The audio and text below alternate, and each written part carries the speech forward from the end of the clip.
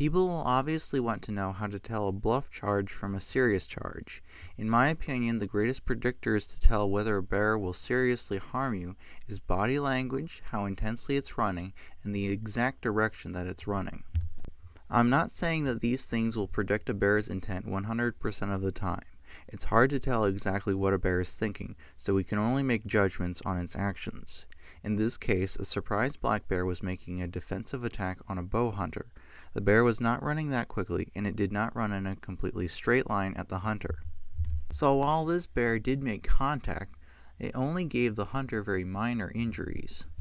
In this case, a grizzly was running from a longer distance to make a bluff charge at photographers. It showed both intensity of action and intense body language, but was not running in a perfectly straight line at them. In my opinion, it had decided beforehand that this was going to be a bluff charge, and took that into consideration that it was going to have to veer off to the side so it wouldn't run into them. This was a black bear that charged after being shot with an arrow. You'll see different videos of hunters being charged by black bears after shooting them, and the bears don't veer off until the last second. This is another situation that shows basically the same thing, except this hunter had a rifle instead. Some people will say that these bears aren't really charging, and I think that's obviously untrue. They know that humans are there, and they can see them. They just don't want to run full on into a human after being shot. In such situations, black bears could easily start tearing into hunters, and the reason why they don't is largely to do with how non-aggressive some of them are. I say some of them because other black bears will decide to attack you when they are wounded. In comparison, if you were to shoot a grizzly at such close range while hunting, there's a possibility that you'd get the same results, but there's a significantly higher chance that you'll just get killed instead. The National Park Service website has some pretty dubious advice. They say that there are two kinds of charges, bluff charges and aggressive charges. I'm not going to go through all of what they say because frankly it's unhelpful and sort of confused. Their definitions and understanding of the topic is clearly lacking because a bear that is acting aggressively can obviously make bluff charges. Since the Park Service can't adequately define aggressive behavior in relation to bear charges, I'll do it. It's simply a bear that is less tolerant of any human interaction or presence, and may escalate a situation to violence, or a more passive bear may just ignore you or leave. A good example was the black bear that charged the hunter and his guide. The bear didn't like their presence to begin with, and was clearly willing to hurt them if they showed momentary weakness. I want to emphasize that this bear was clearly not trying to defend itself, and it was not stressed at all because of their presence. I don't believe this was a predatory attack either, by the way, as it would be persistently trying to get closer if that was the case. Some bears are just more aggressive than others, meaning that they can attack with little or no provocation. Obviously, not all bears are like that, though. Likewise, a black bear that is less aggressive or more afraid will climb a tree or flee to escape a barking dog instead of deciding to fight. This part is specifically about hunting black bears with dogs. So older, larger bears seem to be less willing to be treed and less afraid of the dogs to begin with. Second, bears are more afraid when it's dark, which makes it easier to tree them. Third, the longer you run a bear, the angrier it gets. Finally, even smaller sows with cubs nearby will sometimes put up a big fight against the dogs, which further confirms what I've said before about how sows with cubs will severely injure humans when they are provoked by dogs. There are multiple ways that a bear can show you that it's stressed: by huffing, by bluff charging, or hitting the ground with its front paws. It may also hit its molars together in what is commonly called jaw popping. Here is a recording of that sound.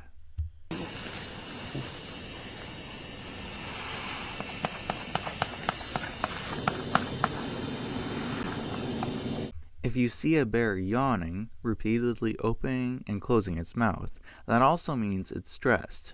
If it shows its teeth, excessively salivates or drools, that can also mean it's stressed. Also, a bear that's really stressed or angry may begin to foam at the mouth. Dogs will also foam at the mouth if they're really angry or stressed too, so it's not always rabies, but it is always concerning. I also want to be clear that signs of stress, like jaw popping or yawning, are not inherently signs of aggression. Likewise, if a bear stands up on its hind legs, that's generally not a sign of aggression either. Most of the time they do that just because they want to get a better look at something. Bears will also make a woofing or huffing sound if they're surprised, or if they want to get their cubs to go up a tree. The more stressed the bear is, the more dangerous this situation becomes, because it is more likely for it to bluff charge or seriously injure you in a defensive attack. So with a brown or grizzly bear that is stressed, you want to back away slowly from it, because your presence is what's causing its stress. Generally speaking, with black bears, they won't seriously hurt you even if they are kind of uncomfortable with your presence. So with black bears, if there aren't any dogs around and you are not provoking or cornering them, all you really need to do is stand your ground. Or in the case of a habituated black bear that is not scared of you and is mostly ignoring you, you can just leave. Let's talk about a different situation now. Let's say you've met a bear on a trail and it doesn't seem to be bothered at all by your presence. There could be a few things that are going on here. It could be a female waiting for its cubs to catch up before it passes you. It could also be that it just wants to use the trail and you're in its way. So what you want to do is get off the trail a good distance and wait a bit to see if the bear passes by. If this didn't happen on a trail, then what you want to do would be to closely watch the bear's behavior to see if you can determine what it wants. If the bear doesn't want to walk down the trail or cubs don't show up, that rules out some possibilities. If it's a brown bear or grizzly, what you want to do next is start backing away, because there may be a carcass nearby that it's defending. A bear that is curious may test you in some way to see what your reaction is.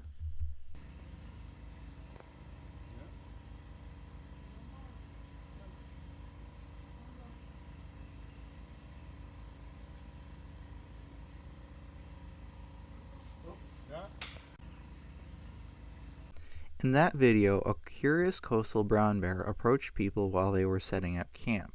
He did a sort of very short bluff charge to see if people would run or not. Someone clapped and this visibly startled him.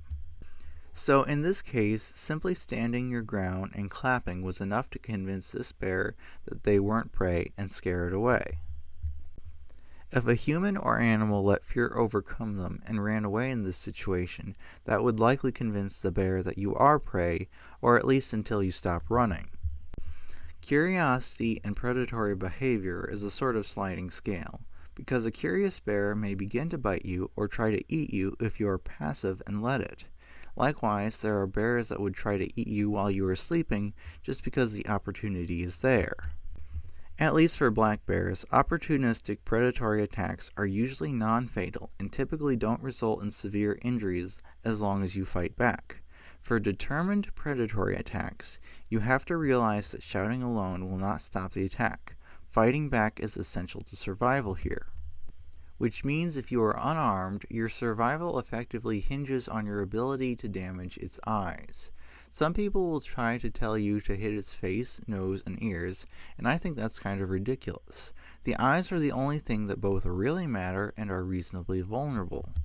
To illustrate this point, I want to mention a story of a woman whose young son was attacked by a black bear. The bear tore her son from her hands, causing her to immediately start fighting it and screaming. She kicked, beat the bear with a shovel until the handle broke, hit it with a potted shrub and a fish tank. It didn't even drop her son until she jumped on its back and wrenched at its eyes.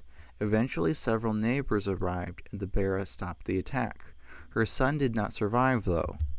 This was a predatory attack, and a reminder that whatever random objects are nearby are not effective weapons against a determined bear. You need an actual weapon. Since we do not have teeth or claws, guns and intelligence are what keeps us at the top of the food chain. I said specifically that you should hit it in the eyes in a predatory attack, and one of the reasons for this is that a bear that is determined and angry will keep attacking you even if you stab it in the nose with an arrow. So your fists alone are not going to do more damage than a broadhead. Likewise, if you try punching a bear in the face, there is a high likelihood that all you'll accomplish is breaking the bones in your hand on its skull, and there is basically little chance that you'll do any serious harm to it. This bow hunter stabbed an attacking sow in the eye with his arrow. She didn't even show any immediate reaction, but soon afterwards she stopped attacking and began to walk away. However, he impulsively yelled at the bear as it was leaving, prompting a new attack. Regardless if a bear is predatory or curious, you want to try to scare it away.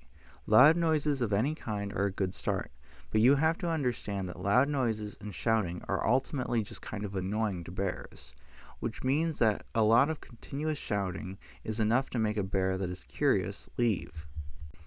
However, bears are more willing to ignore you if you have a higher pitched voice, so you want to lower the pitch of your voice when you shout at them.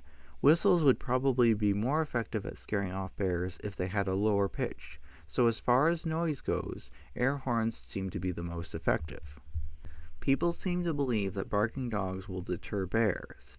In one case, a grizzly bear walked within 6 feet of 13 frantically barking dogs as it entered the back door of a house. These angry dogs were of absolutely no use in deterring this bear, and as I've mentioned before, dogs are generally dangerous in bear country because of their tendency to provoke bears that would have likely been passive otherwise. Also, loud noises are generally not as effective as things that cause physical discomfort and physically contact the bear. Biologist Carrie Gunther explains that, among other things, they use paintball guns loaded with chalk rounds to haze bears. He says that it's not so much about the physical discomfort such rounds inflict, it's more that bears don't like the fact that they're being physically touched by it. One study compared the immediate effects of different tools on black bears. Rubber slugs are obviously very effective at getting bears to leave immediately.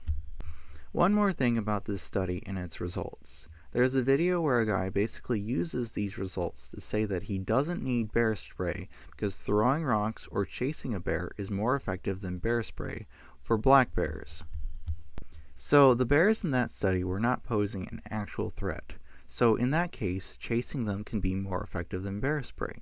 However, that's not a sign that you don't need bear spray, but a sign that you need something better than bear spray. If you are facing a bear that is intending to seriously harm you, trying to chase it could be really counterproductive, especially if it's a defensive attack. Basically, this person concludes that he doesn't need bear spray because it's large and heavy, so he decides to carry Halt pepper spray instead.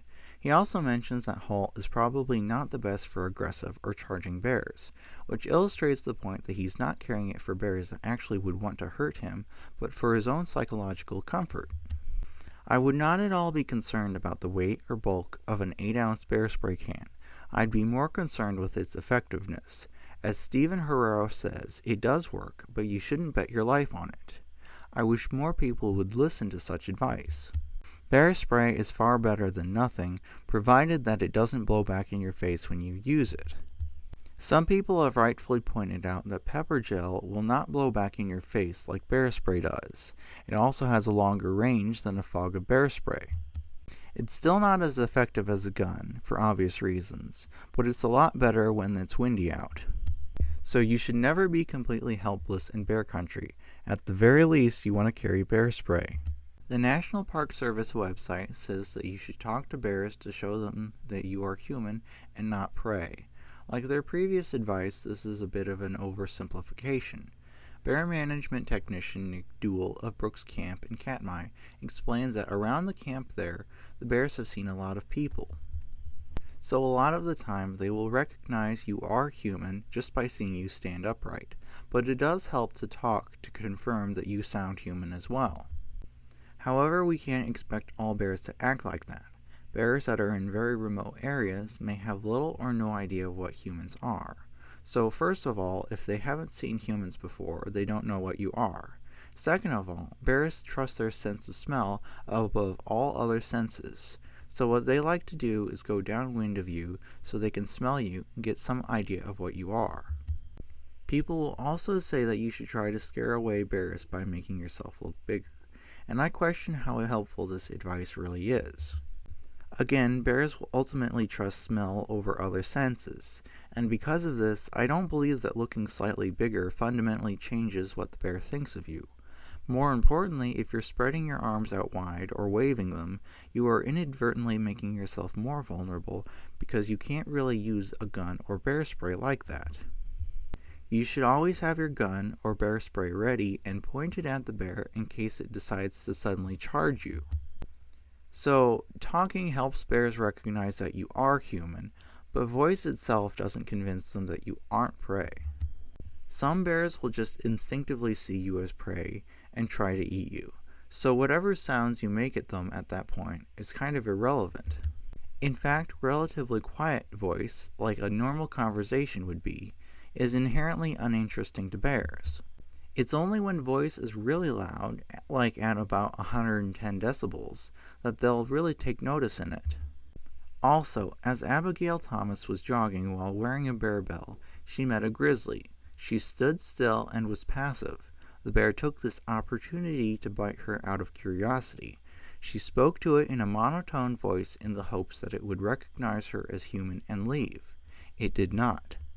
Considering that it both saw and smelled her at close range, it probably already knew that she was human.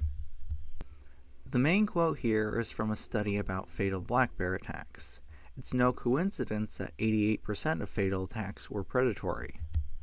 This number may actually be higher because of how narrow the classification for predatory attack was in this study. The study mentions that people who saw a bear showing predatory behavior were able to prevent an attack from happening by shouting, hitting the bear with rocks, fists, or sticks.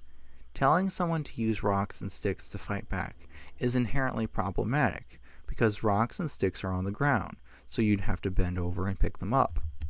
Doing this will likely trigger a predatory attack because the bear sees you are vulnerable when you're bent over.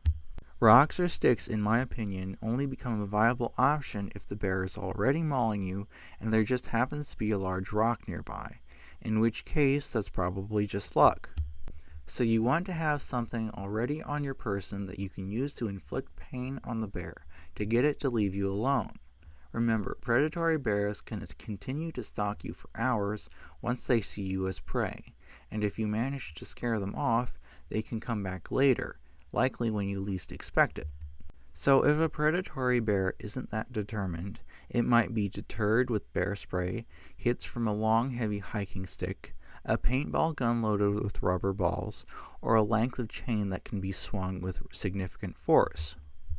I mention these things specifically because there are places that won't let you carry firearms. If a bear is actually determined to hurt and eat you, it will largely ignore non-lethal attacks. You should be prepared for this kind of bear as much as you should be prepared for a bear that's only bluff charging. So if things don't exactly go as planned, you may end up with a bear on top of you trying to eat you. In that case, your position and injuries will determine what you can or can't do. The best scenario for this is when you can get the bear to bite on your non-dominant arm, and this allows you to get a side brain shot. The .22 caliber bullet holes on this bear's skull indicate where the brain is.